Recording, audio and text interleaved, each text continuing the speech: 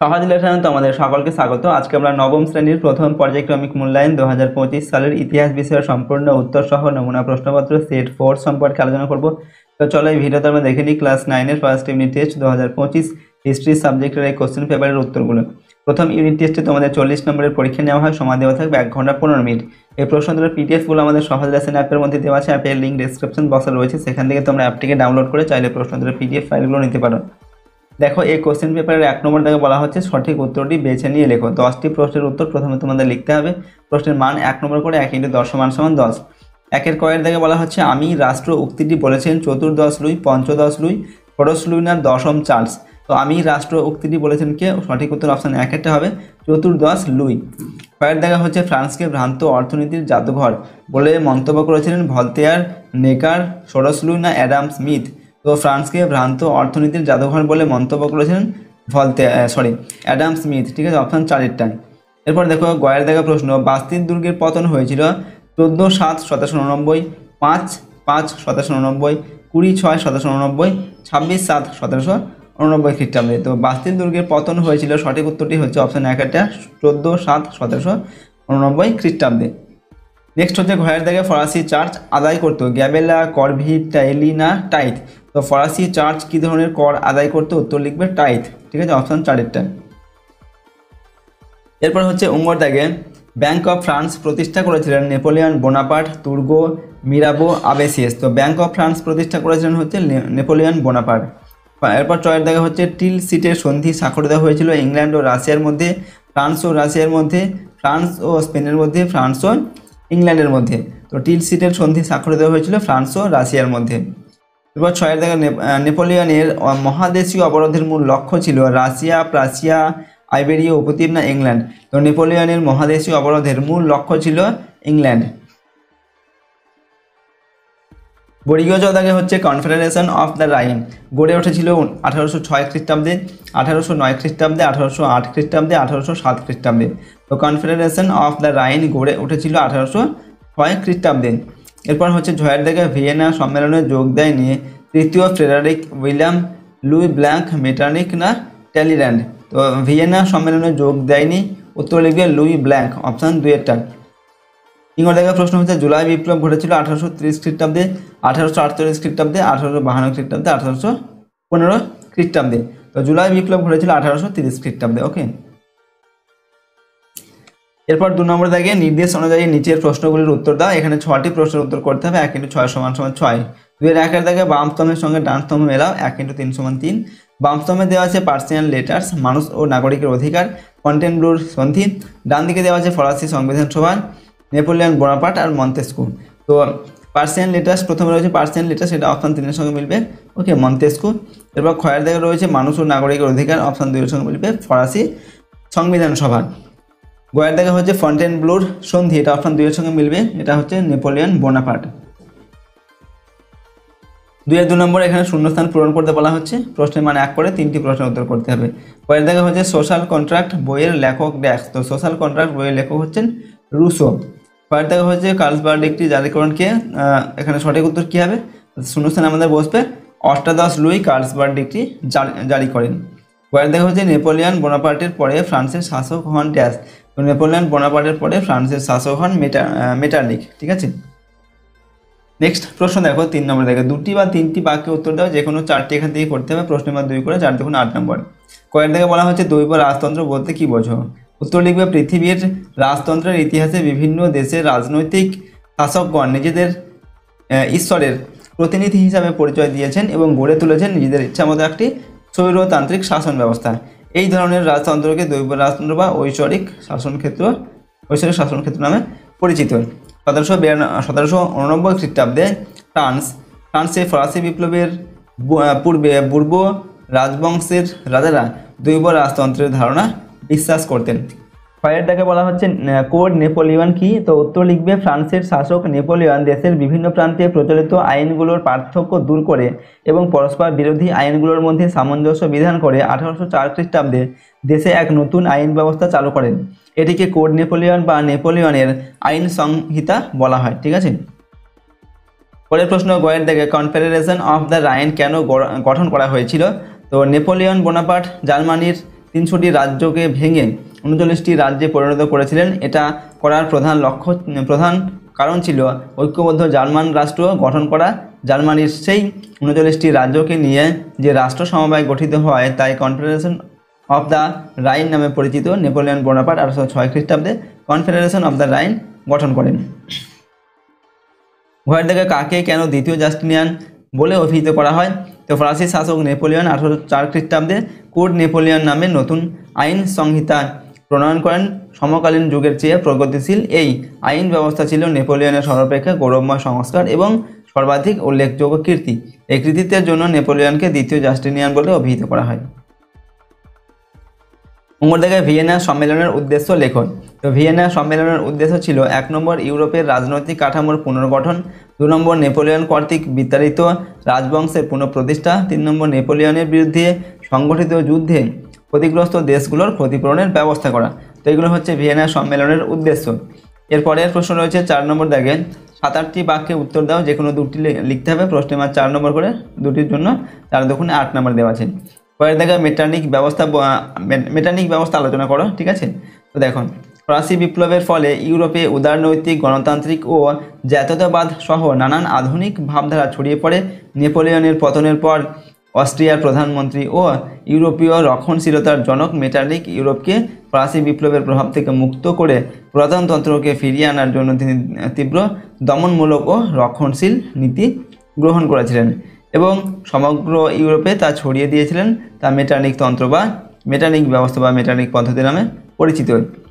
এরপর দেখো, এই ব্যবস্থার ফলে ইউরোপ প্রায় 30 বছরের, অর্থাৎ 1815 থেকে 1848 খ্রিস্টাব্দ, ঠিক আছে, 30 বছরের জন্য যুদ্ধজনিত অশান্তি ও অস্থিরতা থেকে মুক্ত ছিল। এটাই মেটারনিক তন্ত্রের উল্লেখযোগ্য গুরুত্ব। আর এই কারণে এই সময়কালকে ঐতিহাসিক ফিশার মেটারনিক যুগ বলে অভিহিত করেছেন। এরপর হচ্ছে ক্ষয়ের দিকে ফ্রান্সে সন্ত্রাসের শাসন কেমন ছিল। তো 1792 খ্রিস্টাব্দে ফ্রান্সের রাজতন্ত্রের অবসান ঘটে। এরপর ভোটদানের মাধ্যমে জাতীয় মহাসভা গঠিত হয়। জাতীয় মহাসভা ফ্রান্সকে প্রজাতন্ত্র বলে ঘোষণা করে। জাতীয় মহাসভাতে 3টি দল ছিল, জিরন্ডিস্ট, জ্যাকোবিন আর হচ্ছে মডারেট। জিরন্ডিস্ট বা নরমপন্থীদের পতন ঘটলে জ্যাকোবিন বা উগ্র বিপ্লববাদী দলের রাজনৈতিক অধিকার প্রতিষ্ঠিত হয়। জ্যাকোবিনরা সীমান্তের শত্রু সেনা ও দেশের ভেতরের প্রতি বিপ্লবী বিদ্রোহের মুখোমুখি হয়। তখন তারা প্রজাতন্ত্রকে রক্ষার শপথ নেন এবং এক জরুরি শাসন ব্যবস্থা প্রবর্তন করেন। এরাই হলো সন্ত্রাসের রাজত্ব।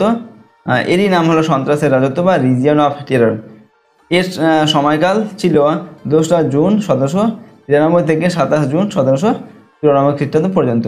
ফ্রান্সের সন্ত্রাসের রাজত্বের নায়ক ছিলেন জ্যাকোবিন দলের নেতা রোবস্পিয়ার, ঠিক আছে। পরের প্রশ্ন, গয়ের দাগে নেপোলিয়নকে বিপ্লবের সন্তান বলা হয় কেন? তো নেপোলিয়নকে বিপ্লবের সন্তান বলা হয় কারণ ফরাসি বিপ্লবের উদারনীতি নেপোলিয়নকে ফ্রান্সের ক্ষমতা দখলে সহায়তা করেছিল। ফরাসি বিপ্লব প্রসূত সাম্য ও মৈত্রীর আদর্শ নেপোলিয়ন তার শাসনকালে কার্যকর করেছিলেন। ফরাসি বিপ্লবের মূল আদর্শগুলি তিনি ইউরোপের বিভিন্ন দেশে ছড়িয়ে দেন। 5 নম্বর থেকে 15-16টি বাক্যে উত্তর দাও, যে কোনো একটি প্রশ্নের উত্তর লিখতে হবে। প্রশ্নের মান হচ্ছে 8 নম্বর, 8 নম্বর দেওয়া আছে। পরের দিকে ফরাসি বিপ্লবের অর্থনৈতিক কারণগুলি লেখন। তো ভূমিকা দিয়ে আমরা লিখছি, ফরাসি বিপ্লব 1799 খ্রিস্টাব্দে আধুনিক বিশ্বের ইতিহাসে একটি অন্যতম গুরুত্বপূর্ণ ঘটনা। বিভিন্ন অর্থনৈতিক কারণ ফরাসি বিপ্লবের জন্য বিশেষভাবে দায়ী ছিল। যেমন হচ্ছে নাম্বার ক বা 1 নম্বর দিয়ে লিখছি, সরকারি অপব্যয়। ফরাসি রাজপরিবার অকাতরে অর্থ ব্যয় করে রাষ্ট্রের অর্থনৈতিক শক্তিকে দুর্বল করে দেয়। 14 লুই, 15 লুই, 16 লুইয়ের আমলে সম্রাটসহ রাজপরিবারের অমিতব্যয়িতা ও বিলাসিতা চরমে পৌঁছায়, ফলে ফরাসি রাজকোষ শূন্য হয়ে যায়। এরপর হচ্ছে ক্ষয়ের দেখা ব্যয়বহুল যুদ্ধ। 14 ও 15 লুই বিভিন্ন ব্যয়বহুল যুদ্ধে অংশ নিয়ে বিপুল অর্থ ব্যয় করেন। 16 লুই আমেরিকার স্বাধীনতা যুদ্ধে যোগ দিয়ে বিপুল অর্থ ব্যয় করেন, ফলে দেশে অর্থনৈতিক সংকট দেখা দেয়। এরপর গ দিয়ে আমরা লিখছি, দেখো, অধিকারভোগীদের আয়। ফ্রান্সের প্রায় অর্ধেক কৃষি জমি ছিল যাজক ও অভিজাত সম্প্রদায়ের হাতে। জমি থেকে বিপুল আয় সত্ত্বেও তারা সরকারকে টাইলে বা ভূমিকর, ক্যাপিটেশন বা উৎপাদন কর, ভিটিংএমে বা আয়কর কিছু দিত না। তা সত্ত্বেও তারা রাষ্ট্রে বিভিন্ন ধরনের সুযোগ সুবিধা ভোগ করত। এরপর ঘ বা 4 নম্বর পয়েন্ট আমরা লিখছি তৃতীয় শ্রেণীর করের বোঝা। রাষ্ট্র গির্জা ও জমিদাররা তৃতীয় শ্রেণীর কাছ থেকে বিভিন্ন ধরনের কর আদায় করত। সমস্ত রকম কর মিটিয়ে কৃষকের হাতে উৎপন্ন ফসলের মাত্র 20% অবশিষ্ট থাকতো। ঠিক আছে, 5 নম্বর বা অঙ্গ পয়েন্ট দিয়ে আমরা লিখছি মধ্যবিত্তদের দুরবস্থা। অর্থনীতিবিদ অ্যাডাম স্মিথ মনে করেন যে বিপ্লবের আগে ফ্রান্স ছিল ভ্রান্ত অর্থনীতির জাদুঘর। ত্রুটিপূর্ণ অর্থনীতির জন্য দেশে দ্রব্যমূল্য ব্যাপক হারে বৃদ্ধি পেলে দরিদ্র মানুষ সীমাহীন দুর্দশার মুখে পড়ে। খাদ্য ও অন্যান্য দ্রব্যের মূল্য গরিব মানুষের ক্রয় ক্ষমতার বাইরে চলে যায়। অন্যদিকে ধনী বুর্জোয়ারা ব্যবসায়ী শিল্পপতিরা স্বাধীন ও অবাধ বাণিজ্যের জন্য শুল্ক ও নিয়ন্ত্রণ লোপের দাবি জানায়। ওকে, দেখো এরপর আমরা উপসংহারে লিখছি ঐতিহাসিক মর্স স্টিফেন্স বিপ্লবের জন্য অর্থনৈতিক কারণের উপর বেশি গুরুত্ব দিয়ে বলেছেন যে এই বিপ্লবের প্রধান কারণ ছিল অর্থনৈতিক ও রাজনৈতিক, দার্শনিক ও সামাজিক নয়। ওকে, তো আমরা এগুলো লিখলাম ফরাসি বিপ্লবের অর্থনৈতিক কারণ সেগুলো। ঠিক আছে, নেক্সট এর সঙ্গে আরেকটি প্রশ্ন রয়েছে খয়ের দাগে ফরাসি বিপ্লবে দার্শনিকদের ভূমিকা কী ছিল। তো ভূমিকা দিয়ে লিখছি 1789 খ্রিস্টাব্দে সংঘটিত ফরাসি বিপ্লবের পশ্চাতে দার্শনিকদের গুরুত্বপূর্ণ ভূমিকা ছিল। ফরাসি দার্শনিকগণ তাদের লেখনের দ্বারা রাষ্ট্র ব্যবস্থার ত্রুটিপূর্ণ দিকগুলি দেশের সাধারণ মানুষের সামনে তুলে ধরেন। ফলে ফ্রান্সের শোষিত ও অবহেলিত মানুষের মনে বিপ্লবের বীজ রোপিত হয়। ওকে, প্রথম দেখো আমরা লিখছি ফরাসি বিপ্লবে দার্শনিকদের অবদান। তো কদিয়ে লিখছি মন্তেস্কু।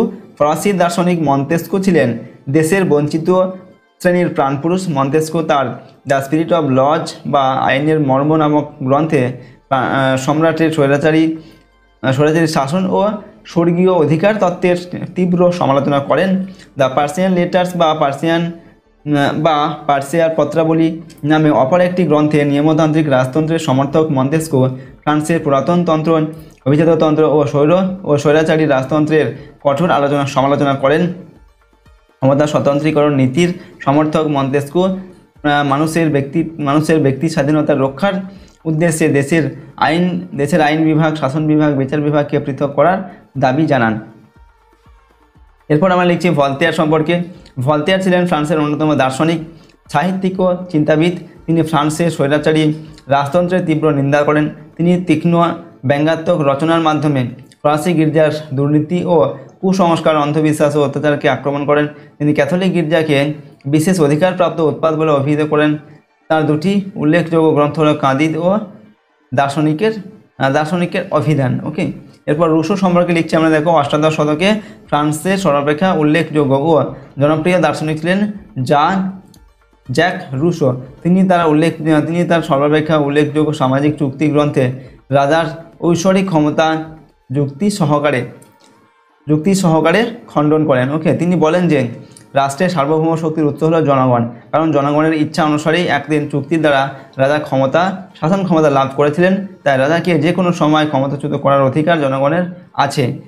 তিনি তার অসাম্যের সূত্রপাত গ্রন্থে বলেন যে মানুষ স্বাধীন হয়ে এবং সমান অধিকার নিয়ে জন্মায়, কিন্তু বৈষম্যমূলক সমাজ ব্যবস্থা তাকে দরিদ্র ও পরাধীন করে। ঠিক আছে, এইগুলো আমরা লিখলাম ফরাসি বিপ্লবের যে দার্শনিকদের কারণ সেগুলো। উপসংহারে লিখছি আমরা ফ্রান্সে বিপ্লব সংঘটিত হওয়ার ক্ষেত্রে উপরোক্ত দার্শনিকদের অতি নগণ্য অবদান ছিল বলে কোনো ঐতিহাসিক মনে করেন। অবশ্য ঐতিহাসিক রাইকার, সেতোব্রিয়া, পেইন, রুস্তান প্রমুখ ফরাসি বিপ্লবের জন্য দার্শনিকদের ভূমিকা স্বীকার করেছেন। এইভাবে আমরা প্রশ্নের উত্তরটিকে লিখলাম। তো দেখো এই ভিডিওতে আমরা তোমাদের ক্লাস 9-এর ফার্স্ট ইউনিট টেস্ট 2025 হিস্ট্রি সাবজেক্টের একটি মডেল কোশ্চেন পেপারের সম্পূর্ণ উত্তর আলোচনা করলাম। প্রশ্নোত্তরগুলো অবশ্যই তোমরা কিন্তু খুব ভালোভাবে মুখস্থ করে নিয়ে প্র্যাকটিস করবে। ওকে, আর যদি আমাদের এই চ্যানেলে তোমরা নতুন হও অবশ্যই চ্যানেলটিকে সাবস্ক্রাইব করবে এবং পাশের বেল আইকনে প্রেস করে অল অপশানটি সিলেক্ট করবে। ভিডিওটিতে অবশ্যই লাইক করবে, ভিডিওটিকে বন্ধু বান্ধবের সঙ্গে শেয়ার করবে, আর কমেন্ট বক্সে নিজেদের মতামত অবশ্যই লিখে জানাবে। এবং এই প্রশ্নোত্তরের PDF ফাইলগুলো আমাদের সহজ লেসন অ্যাপের মধ্যে দেওয়া আছে। অ্যাপের লিঙ্ক ডেসক্রিপশন বক্সে রয়েছে, সেখান থেকে তোমরা অ্যাপটিকে ডাউনলোড করে চাইলে প্রশ্ন এবং উত্তরের PDF গুলো নিতে পারো। আজকের ভিডিওটিকে আমরা এখানে শেষ করছি। সম্পূর্ণ ভিডিওটি দেখার জন্য অসংখ্য ধন্যবাদ।